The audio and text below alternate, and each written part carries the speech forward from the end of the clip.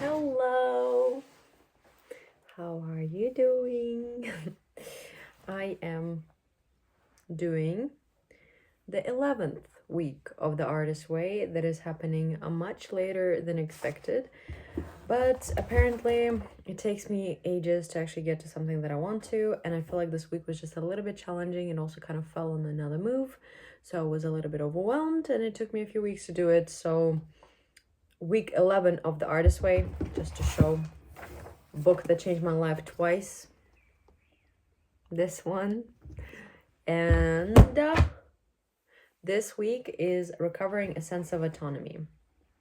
And oh, what can I say? I feel like it's just like everything in this chapter, but everything in the book is just so amazing to me because now that I'm doing it for the second time, there's much less emotions and much more of me present for my creativity, for myself as a person than last time. Because last time doing this book was like unshackling shame and pain from previous experiences with people and previous experience overall in life. And now I'm just accepting everything and able to focus more on myself. So reading it feels more of a, it's still honest, it's still brutal. Some chapters are but I'm not crying over them anymore. I'm not feeling like I'm gonna lose myself in them, and I'm not feeling called out in a terrible way. I feel like I got kinder to myself, and this is kind of the change that I'm seeing the most. I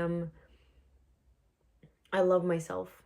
I do. I am having a kinder relationship with myself. I'm talking to myself better. I don't bully myself anymore. Everything is more calm. And this particular chapter was about acceptance, essentially, like recovering a sense of autonomy, but also recovering yourself and acceptance towards yourself. And I mean, honestly, like I don't know if I want to like read everything like I usually do bit by bit, but I just want to say, if you accept yourself, or you accept all parts of yourself, if you meet yourself in your shadows and you really, really see them through, and you are able to tell yourself, oh, I know you did this for this reason, I know you did this for that reason, but let me hold you, let me love on you, let me be there for you, and truly mean it. Like, make your inner child the person that you want to hold most, and let your life change because of that. And for me, I think this chapter was just a reminder of just how much I needed to do that. And also the exercises, like I read back my letters that I wrote for my 80-year-old, from my 80-year-old self to me, and for my inner child, like you were supposed to write a letter in, I think, week 4 for 2 letters from your 80-year-old self and to your 8-year-old. And I just felt like she is saying exactly what I need to hear in both letters. She is so much kinder to herself. She's much more pure. She's just more willing to open her heart up to people and possibilities and to herself. And I feel like nothing hurts anymore. Like, no sentence hurts like it used to. I mean, I this time didn't really mark sentences like last time. Yeah, for example, I mean, here she says, basically, like, write more, be more there for yourself. You need yourself a lot, you do. And then if you got yourself, then you can be there, more present for other people and for your creativity. And here she says, people depend on me. I say all the more reasons to depend on yourself and protect your own creativity. Protect who you are. Protect the person that you are becoming, because only in that way can you care for other people. Only in that way can you really hold other people, because you become truly who you are. You come back to yourself, and you then are in a better headspace. And also, everything changes in your life. And I want to tell you, everything did change in your life, because since I've accepted myself, since I've accepted a lot of parts of myself, I feel differently in my body. My body feels healthier. I feel healthier. Connections in my life changed. A lot of people fell away. A lot of people are left, and it feels so liberating. So if you're questioning what's not working in your life, maybe it is you not loving yourself. Maybe it's you not choosing your own life. Maybe it's you choosing just getting things, like just letting yourself be in a lot of shit that is not for you, not yours. And then you feel like you're tired, you're stuck. You're not going to feel this way if you let yourself embrace your own life and accept a lot of things that you actually can control and also can control, like accept both. And I feel like if you can't do that, do one thing: be kinder to yourself and your mind. Soothe that person more than anybody else ever did. You need to hold her. You need to hold him, them. You need to hold them. You need to be there for them. And yeah, I don't know. I feel like also the zen of sports, like creativity requires action. You need to just do stuff. You just need to post, you just need to start, you just need to do something. You don't need to do it perfectly, you just need to do it.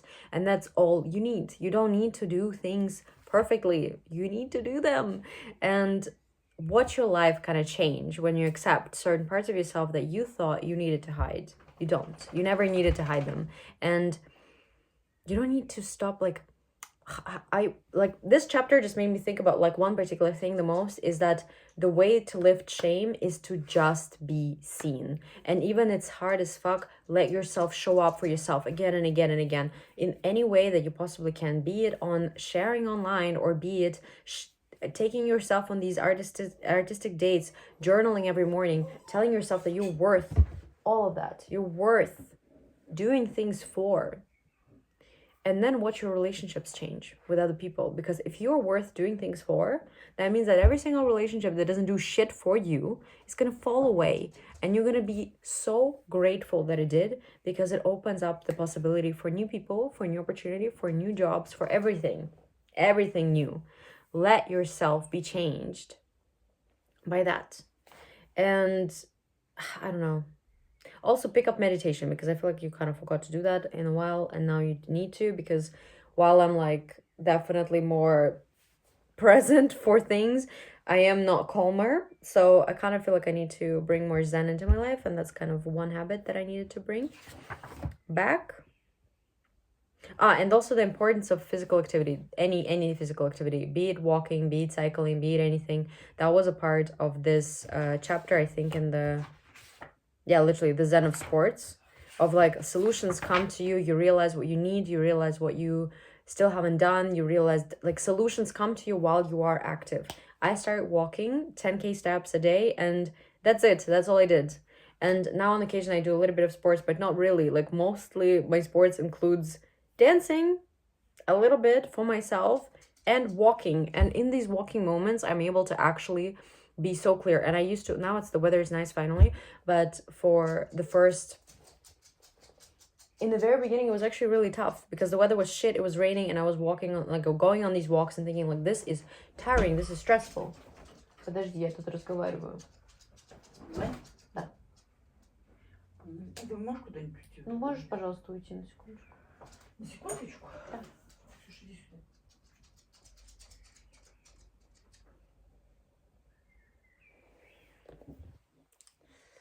Anyway,